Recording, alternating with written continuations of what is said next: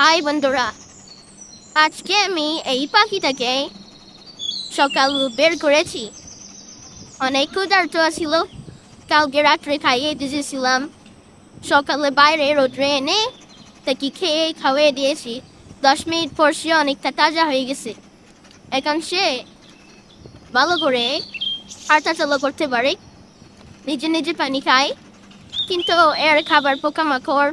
আমি তাকে চাউল আর মুরগির খাদ্য খাইয়েছি, তবু সে খেয়ে খুবই সুস্থ আছে। তার বাসা আমি খুঁজে পেয়েছি, আমাদের রাস্তার এক গাছের উপরে তার বাসা। তার আরও 2জন সঙ্গী আছে। তারপর তাকে সেখানে রেখে আমি এসে পড়ব।